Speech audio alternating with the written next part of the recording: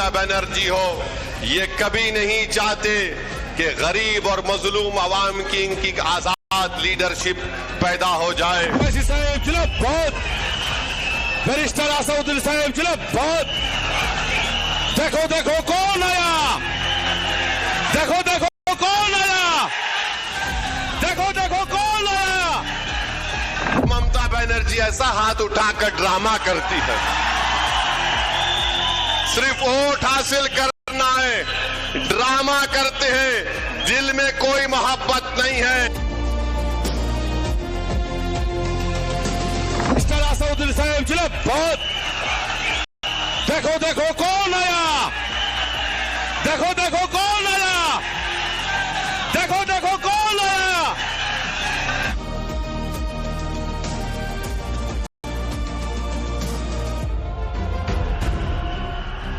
हैदराबादी भाईजान ओवैसी के लिए बंगाल की धरती से उठा ये शोर क्या ममता बनर्जी की स्थापित राजनीतिक व्यवस्था के लिए एक बड़ी चेतावनी जैसा है।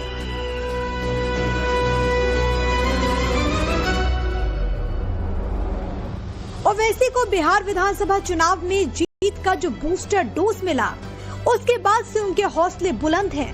यही कारण है कि जिन 5 राज्यों में चुनाव हो रहे हैं, उनमें से 2 राज्यों बंगाल और असम में ओवैसी अपनी दमदार मौजूदगी दर्ज कराना चाहते हैं। जहां कहीं भी मुस्लिम पॉलिटिकल लीडरशिप को बनाना है, मजबूत रखना है, जिंदा रखना है, मैं हाजिर था और हाजिर रहूंगा इंशाअल्लाह ताला। मुस्लिम लीडरशिप को लेकर ये बात ओवैसी ने असम में कही, जहां उन्होंने एक भी उम्मीदवार नहीं उतारा है। जाहिर है ओवैसी का मकसद साफ है, मुस्लिम वोट बैंक की राजनीति में अपनी धाक जमाना और इस्लामिक गठबंधन बनाकर चुनावी प्रयोगशाला में अपने मजहबी फॉर्मूले का टेस्ट करना। इसीलिए असम में उन्होंने अजमल और बंगाल में हुमायूं कबीर से हाथ मिलाया। सवाल यही है कि ओवैसी इसमें कितने कामयाब होंगे। क्या है ओवैसी का 1 और 1 11 प्लान, और क्या वो पश्चिम बंगाल में किंग मेकर बनकर उभर पाएंगे या वोट कटुआ ही रह जाएंगे। इस बार बंगाल का चुनाव सिर्फ जीत हार का नहीं होने वाला। वैसे बंगाल की जनता जिसे जितवाती है उसे कम से कम 200 सीटें देती है, लेकिन इस बार का चुनाव वोटों के बंटवारों का होगा। ओवैसी कबीर का जो अगर गठजोड़ है वो अगर थोड़े भी वोट काट ले जाता है तो तृणमूल कांग्रेस के लिए मुश्किल हो सकती है। बंगाल में ओवैसी और हुमायूं कबीर का गठबंधन 182 सीटों पर दम ठोक रहा है। ओवैसी ने अपनी पहली लिस्ट जारी कर दी है। सबसे पहले ओवैसी के 12 कमांडर्स के नाम सुन लीजिए। मोथाबाड़ी सीट से मोहम्मद मुस्तहिद, सजापुर से रेजाउल करीम, कांडी सीट से मिसबाहुल इस्लाम, आसनसोल से दानिश अजीज, मुरारे से तासिर शेख, नल्हाटी से हाजी अंसार, बारासात से मोनाम सरदार, करण दिघी से महबूब आलम, सूती से असद उल एसके, बशीर हाट से शबाना परवीन और हावड़ा सीट से असीक राज मंडल। ओवैसी के टारगेट पर सिर्फ वो मुस्लिम वोटर्स हैं जो टीएमसी और ममता बनर्जी के लिए लंबे समय से बंगाल की सत्ता की चाबी बना हुआ है। बंगाल में 27% मुस्लिम वोट हमेशा से निर्णायक रहा है, चाहे वो वाम दलों के शासन में हो या ममता बनर्जी का कार्यकाल। यही वजह है कि ओवैसी और हुमायूं कबीर की एंट्री से ममता खेमे में थोड़ी सी चिंता जरूर है।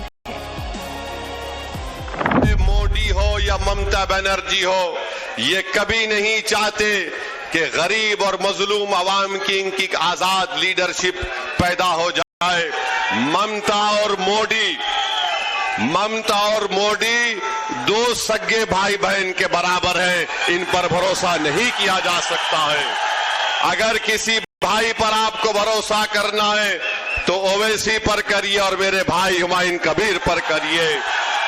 ये ममता और मोदी की सेटिंग हो चुकी है कि दोनों यही चाहते हैं कि बंगाल में किसी भी तरीके से मुस्लिम माइनॉरिटी की इंडिपेंडेंट पॉलिटिकल लीडरशिप ना उभरे।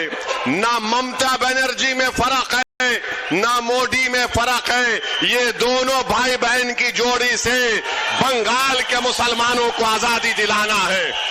ये दोनों भाई बहन हैं, अंदर से एक है और हमारा वोट हासिल करने के लिए इस तरह की बातें करती है। पश्चिम बंगाल की मुस्लिम आबादी में 90% बंगाली भाषी मुस्लिम हैं, जो मुख्यतः ग्रामीण क्षेत्रों में रहते हैं, जबकि करीब 10% उर्दू भाषी मुस्लिम हैं, जो कोलकाता, आसनसोल और इस्लामपुर जैसे शहरी क्षेत्रों में बसते हैं। चुनाव में मुस्लिम आबादी एक निर्णायक वोट बैंक है। बंगाल की कुल 294 सीटों में से लगभग 100 से 110 सीटों पर मुस्लिम मतदाता जीत हार तय करते हैं। पिछले 3 बार से तृणमूल कांग्रेस बंगाल में धमाकेदार जीत दर्ज कर चुकी है। बंगाल में पिछले 3 चुनावों से मुस्लिम वोटर का एक तरफा झुकाव टीएमसी की ओर रहा है। यही वजह है कि लेफ्ट और कांग्रेस और इंडियन सेकुलर फ्रंट जैसे दलों को चुनाव में एक भी सीटें हासिल नहीं हो सकी। ओवैसी की कोशिश है कि हुमायूं कबीर के साथ मिलकर इसी झुकाव को खत्म किया जाए। ममता बनर्जी की पार्टी ने 2012 में कांग्रेस से गठबंधन के दौरान 38 मुस्लिम प्रत्याशी दिए थे, जबकि 2017 में उसने 57 टिकट दिए, जो संख्या 2022 में घटकर 42 पर आ गई। इस बार पार्टी ने 47 मुस्लिम उतारे हैं। तृणमूल ने इस बार कई मुस्लिम बहुल सीटों पर भी हिंदू उम्मीदवार उतारे हैं। কিন্তু মনে রাখবেন, লড়াইটা আমাদের শান্তিপূর্ণভাবে করতে হবে। হায়দ্রাবাদ থেকে কেউ উড়ে এলো আর বিজেপি কয়েকটা গদ্দারকে টাকা দিয়ে আপনাদের উত্তেজিত করলো আর আপনাদের দিয়ে রাস্তা অবরোধ করলো, জাজেদের ঘেরাও করলো। রেজাল্টটা কি হলো? রাষ্ট্রপতি শাসন জারি করা। আপনারা কি সেটা চান? না আপনারা শান্তি চান?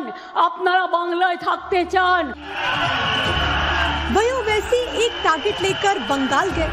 बड़े मियां और छोटे मियां मिलकर एक और 11 की तैयारी में जुट गए हैं। ओवैसी के पास गजब का अंदाज है, लॉजिक है, फैक्ट है, डायलॉग डिलीवरी है। वही हुमायूं कबीर के पास बंगाली मुसलमानों का नेटवर्क और बंगाल की जमीनी सियासत की समझ का दावा है।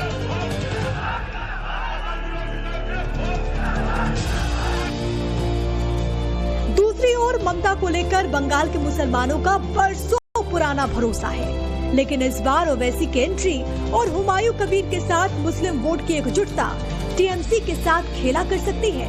और यही वजह है कि ओवैसी मोदी और ममता को मुसलमान विरोधी बताने की पुरजोर कोशिश कर रहे हैं। कोशिश यही है कि ज्यादा से ज्यादा तादाद में हमारे अलायंस के उम्मीदवार को कामयाब किया जाए। और हम पूरा यकीन के साथ कह सकते हैं कि इंशाअल्लाह ताला अब की बार बंगाल का मुस्लिम अक़लियत एक तब्दीली लेकर आएगा। और हम यहां पर आपके दरमियान में इसलिए आए हैं कि आपको नेता बनाया जाए, आपको लीडर बनाया जाए, ताकि आप अपने मुक़द्दर के फैसले कर सकें। सिर्फ वोट लेना है तो ममता बनर्जी ईद की नमाज के दिन लोग नमाज पढ़ के निकलते हैं तो ममता बनर्जी ऐसा हाथ उठाकर ड्रामा करती है। सिर्फ वोट हासिल करना है, ड्रामा करते हैं, दिल में कोई मोहब्बत नहीं है। जब धर्म के नाम पर राजनीति होती है तो लोगों को आसानी से प्रभावित किया जा सकता है। ओवैसी की कामयाबी का फॉर्मूला भी यही है। लेकिन 2021 के चुनाव में ओवैसी पश्चिम बंगाल में कुछ खास नहीं कर पाए थे और 0 पर आउट हो गए थे। 2021 में ओवैसी साहब ने 7 सीटों पर अपने कैंडिडेट उतारे, लेकिन जिस कैंडिडेट को सबसे ज्यादा वोट मिला था वो वोट था 3450। ओवैसी के सभी कैंडिडेट्स की जमानत जब्त हो गई थी। पूरे राज्य में पार्टी का कुल वोट शेयर मात्र 0.02% रहा। ओवैसी के समर्थकों ने इसके पीछे एक तर्क ये दिया कि ओवैसी पर तब बाहरी होने का ठप्पा लगा था, और दूसरी दलील ये कि ओवैसी उर्दू पॉलिटिक्स करते हैं। शायद इसीलिए उन्होंने इस बार हुमायूं कबीर जैसे कट्टर छवि के लोकल नेता का साथ लिया, जो नई बाबरी बनाने की कोशिशों के चलते स्थानीय नेता से प्रदेश के बड़े चेहरे में बदल चुके हैं। हैदराबादी भाईजान ओवैसी बंगाल के हुमायूं कबीर के साथ मिलकर मुसलमानों को सिर्फ यही मैसेज देने की कोशिश कर रहे हैं कि मुसलमानों को अब अपना खुद का स्वतंत्र राजनीतिक नेतृत्व खड़ा करने की कोशिश करनी चाहिए। बंगाल की आवाम से कहना चाह रहा हूं कि हमारी लड़ाई यकीनन मुस्लिम माइनॉरिटी को, उसकी लीडरशिप को पैदा करने की है। ना हुमायूं कबीर ना ओवैसी किसी हिंदू भाई के खिलाफ था, ना कभी रहेगा इंशाअल्लाह ताला। सही मायनों में देखा जाए तो ओवैसी ने हुमायूं कबीर के साथ मिलकर बंगाल में एक इस्लामिक गठबंधन बनाया है। उनका फोकस सिर्फ मुस्लिम मतों पर है और वो बगैर किसी लाग लपेट मजहबी राजनीति को आगे भी बढ़ा रहे हैं, क्योंकि कई रिपोर्ट में ये दावा किया गया है कि बंगाल में मुस्लिम आबादी अब बढ़कर 30 से 33% तक पहुंच चुकी है। जाहिर है हैदराबादी भाईजान को पश्चिम बंगाल में अपनी मजहबी फॉर्मूले का भविष्य उज्जवल दिख रहा है। ओवैसी का लक्ष्य बिल्कुल साफ है, वो सीमित सीटों पर चुनाव लड़कर पश्चिम बंगाल में अपनी उपस्थिति दर्ज कराना चाहते हैं। मुर्शिदाबाद, मालदा और बीरभूम पर फोकस ज्यादा है, लेकिन ममता बनर्जी उनके लिए बहुत बड़ी चुनौती है, क्योंकि बंगाल के मुस्लिम मतदाताओं की निष्ठा अभी तक ममता के साथ दिखी है। 2021 के चुनाव में बंगाल में 100 में से 75 मुस्लिम वोटर ने ममता बनर्जी को वोट दिया था। 2024 में आंकड़ा 100 में 84 तक पहुंच गया था। सिर्फ 16% मुसलमान वोटर ने किसी और पार्टी को वोट दिया। ये आंकड़े बयां कर रहे हैं कि बंगाल के मुसलमानों का ममता बनर्जी पर कितना विश्वास है, और इसी भरोसे को और बढ़ाने के लिए ममता बनर्जी ने पिछले दिनों इमामों का भत्ता बढ़ा दिया। वो मुस्लिम और अन्य अल्पसंख्यक छात्रों को छात्रवृत्ति दे रही हैं। मदरसों का आधुनिकीकरण और फंडिंग पर भी उनका फोकस है। ऐसे में सवाल यही है कि मुस्लिम वोटों को अपने पाले में करना ओवैसी के लिए कितना बड़ा चैलेंज है। आपको याद होगा पिछली बार के चुनाव में पीरजादा अब्बास सिद्दीकी जैसे प्रभावशाली मुस्लिम नेता अपनी पार्टी बनाकर चुनाव में उतरे थे, लेकिन इसका ममता बनर्जी की राजनीति पर कोई असर नहीं पड़ा था। जाहिर है इस बार ओवैसी क्या ममता बनर्जी के मुस्लिम वोट बैंक में सेंध लगा पाएंगे, ये सवाल बड़ा है। 23 तारीख को आपको इसलिए वोट डालना है ताकि आप ममता की गुलामी से आजाद हो जाएं, और मोदी के खौफ से आपको आजाद होना पड़ेगा, ताकि दिल्ली में मोदी को मालूम हो जाए, कोलकाता में ममता को मालूम हो जाए कि आप ये बंगाल का मुस्लिम अकलियत बेदार हो चुका है। बंगाल के मुस्लिम मतदाता अक्सर इस आधार पर वोट देते हैं कि भाजपा को सत्ता से दूर रखा जा सके। उन्हें डर रहता है कि ओवैसी को वोट देने से वोट बढ़ जाएगा और इसका सीधा फायदा बीजेपी को होगा। अब जरा हुमायूं कबीर साहब के राजनीतिक सफर को भी देख लीजिए। हुमायूं कबीर 3 बार विधायक बने, इसमें 2 बार टीएमसी से और 1 बार कांग्रेस से। एक बार 2016 में वो निर्दलीय चुनावी मैदान में थे तो हार गए। 2019 में बीजेपी के टिकट पर चुनाव लड़े तो तीसरे स्थान पर रहे। यानी हुमायूं कबीर जब मजबूत पार्टी के टिकट पर चुनाव लड़े तो जीते, वरना उसी मुर्शिदाबाद जिले में ही चुनाव हार गए, जहां 2/3 मुस्लिम आबादी है और जहां अब उन्होंने बाबरी मस्जिद वाला दांव चला है। सवाल यही है कि ऐसे रिकॉर्ड वाले हुमायूं कबीर और असदुद्दीन ओवैसी मिलकर क्या ममता बनर्जी के वोट बैंक में सेंधमारी कर पाएंगे? Bureau report, times now, Navbharat.